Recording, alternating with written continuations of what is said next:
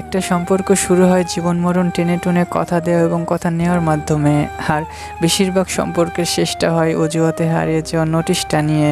আর সেই বেশিরভাগ অজুহাত পরিবার চায় না বা মানছে না এই শব্দটা উঠে আসে। পরিবার চাইবে না, এটাই তো স্বাভাবিক।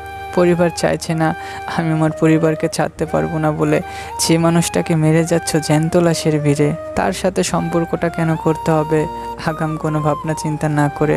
পরিবার পরিজন চাইবে না, চিন্তাগুলো তখন মাথায় আসেনি কেন যখন সম্পর্ক শুরু হয়? কেন তখন বলার জন্য বলা হয়, তোমাকে ছাড়া আমার জীবন অর্থহীন, তোমাকে ছাড়া আমি লবণ ছাড়া তরকারির মতন, তোমাকে ছাড়া বাজে অনুভূতিগুলো কেন প্রকাশ করা হয়? সম্পর্কের শুরুতে অপকটে স্বীকার করে বলে ফেলো, তোমার সুখের দিনের যেমন সঙ্গী তেমনি দুঃখের দিনেও সঙ্গ দেব, প্রতিশ্রুতির সাক্ষ্য দাও।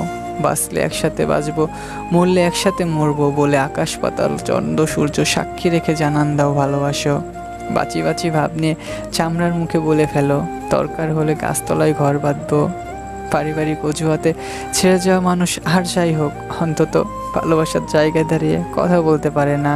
তুমি যাকে পরিবারের দোহাই দিয়ে ছেড়ে যাচ্ছ, সে তোমাকে ছাড়া পৃথিবী ছেড়ে যেতে পারে। সে তোমাকে ছাড়া ভালোবাসার পবিত্রতায় পথের পাগল হবে জেনেও তুমি তার হাত ছেড়ে দিচ্ছ অনায়াসে। তোমার মুখে অন্তত ভালোবাসার দাবি মানায় না। প্রতিটি মানুষের আবেগ অনুভূতির জায়গা আলাদা।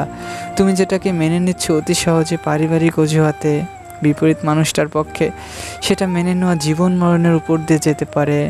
মানুষ সব কিছু সহ্য করতে পারে, কিন্তু পেয়ে হারানো ভালোবাসার কষ্ট সহ্য করতে পারে না। অজুহাত যেমনই হোক অন্তত ভালোবাসার সাথে যায় না। প্রতিশ্রুতির সাথে কখনো অজুহাত বিক্রি হয় না।